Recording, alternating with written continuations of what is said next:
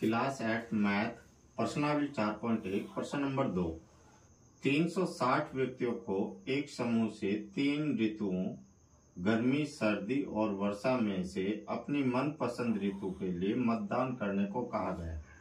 तो बच्चों ये क्या कह रहा है कि 360 व्यक्तियों के एक समूह है और उस समूह में रहने वाले लोगों से बोला गया है कि गर्मी, सर्दी और वर्षा इनमें से जो भी ऋतु जिसको पसंद आए वो उस ऋतु के नाम पर अपना मत डाल दें।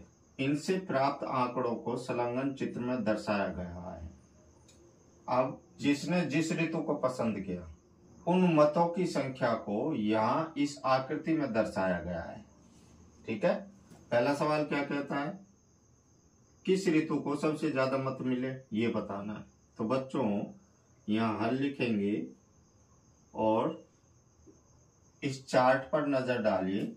ये ऋतु है ग्रीष्म ऋतु, वर्षा ऋतु, शीत ऋतु और इनके सामने मतों की संख्या है।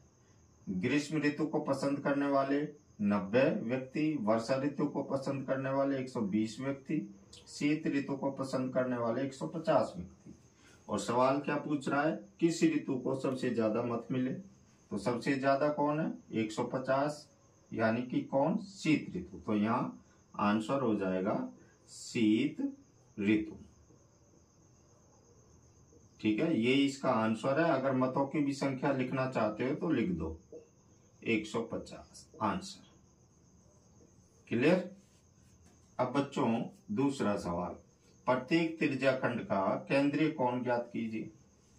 तो इसमें हमें केंद्रीय कोण ज्ञात करना है। ठीक है, तो केंद्रीय कोण जो होता है उसके लिए आपको एक प्रकार लेना होगा, एक पेंसिल लेनी होगी और अपनी कॉपी में इस तरीके से एक वृत्ताकार की आकृति बना लेनी है। ठीक है, और जो बच्चों यहाँ पर एक पॉइंट मिलता है यहाँ पर, ठीक है ना, ये होता है केंद्र। इस बिंदु के चारों ओर जो भी कोण आएंगे उनका नाम केंद्रीय कोण होगा। ठीक है, तो मैं देखिए बनाकर दिखा देता हूं। ये एक रेखा खींच ली मैंने, ठीक है, एक रेखा ये खींच ली मैंने, ठीक है, एक रेखा ये हो गई, ठीक है, और एक रेखा ये हो गई। ठीक है, अब यहाँ पर जो ये कोण बन रहे हैं ना बच्चों, ये कोण बन रहे हैं, ये इन कोणों का माप को केंद्रीय कोण बोलेंगे। ठीक है, यहाँ एक चीज और बताकर चल रहा हूं मैं आपको, सभी केंद्रीय कोणों का जो टोटल योग होता है बच्चों वो होता है 360 डिग्री। क्लियर। अब देखिए चलते हैं सवाल पर हल। तो यहाँ लिखिए, हम जानते हैं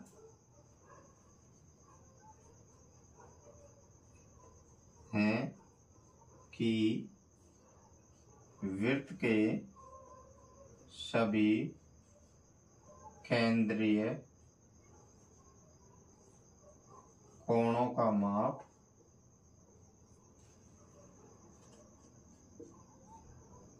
कितना होता है बच्चों, अभी बताया था मैंने 360 डिग्री। अब बच्चों इन मतों की संख्याओं का टोटल योग कितना, देखिए 0, 9 और 2 11, 5 16, 1 2 और 1 और 3, टोटल योग कितना है 360। ठीक है, तो यहां लिखेंगे कुल मतों की संख्या। कुल मतों की संख्या कितनी है, 360। ठीक है, ये जो 360 मत गिरे हैं ये ऋतुओं पर गिरे हैं। तो पहली ऋतु कौन सी है, ग्रीष्म ऋतु। तो लिखिए ग्रीष्म ऋतु का केंद्रीय कोण। तो इसका निकालते हैं पहले। ठीक है बच्चों, तो इसके लिए क्या करेंगे, देखिए ग्रीष्म ऋतु कितने पर है, ग्रीष्म ऋतु है 90 मतों। तो यहाँ लिख देंगे 90 मत। कितने में से लिए ये 90 मत, 360 में से लिए। तो 360 नीचे लिखिए। ठीक है, और केंद्रीय कोण का टोटल माप कितना है, 360 तो मल्टी 360, क्लियर। तो 360 एकम 360, 360 एकम 360, कितना बच गया 90 डिग्री का, ठीक है। तो ग्रीष्म ऋतु का जो केंद्रीय कोण बनेगा वो 90 डिग्री का बनेगा। अब आते हैं वर्षा ऋतु पर। वर्षा ऋतु का केंद्रीय कोण, वर्षा ऋतु का केंद्रीय कोण का कुल मत कितने हुए 120, कितने में से हुए 360 में से हुए, और केंद्रीय कोण का माप कितना 360, तो 360 से 360 कैंसिल, क्या बच गया 120 डिग्री, ये इसका आंसर, क्लियर। अब है शीत ऋतु, तो यहां लिखेंगे शीत ऋतु का केंद्रीय कोण। तो शीत ऋतु में केंद्रीय कोणों का माप कितना था 150, कितने में से था 360 में से, और केंद्रीय कोणों का टोटल योग कितना है 360, ठीक है। 360 से 360 कैंसिल, कितना बच गया 150 डिग्री, ये इसका आंसर, ठीक है बच्चों। अब देखते हैं नेक्स्ट सवाल को। सी क्या कहता है, इस सूचना को दर्शाने के लिए एक पाई चार्ट खींचिए। तो एक पाई चार्ट बनाना, कहने का मतलब ये है, देखिए हल, इसके लिए आपको एक प्रकार लेना होगा, पेंसिल लेनी होगी, डी लेनी होगी, और एक स्केल लेना होगा यानी कि फुटा, ठीक है। और आपको एक वृत्त बना लेना है प्रकार की सहायता से।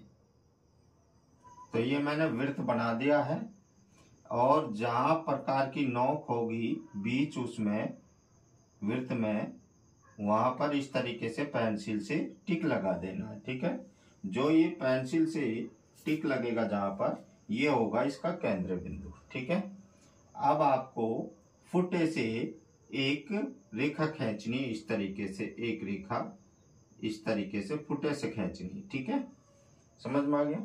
अब यहां से आगे आपको डी का प्रयोग करना है। अब ये डी हमारी इस तरीके से होती है, इस तरीके से डी होती है, मान लो ये हमारी डी है, ठीक है। इधर इस तरीके से, ठीक है। यहाँ एक बिंदु होता है बीच में, और ये यहाँ एक बड़ी रेखा जाती है बिल्कुल बीचों बीच में, ठीक है। यहाँ तो ये बीच में होती है, तो ये होता है 90 डिग्री इधर, ठीक है।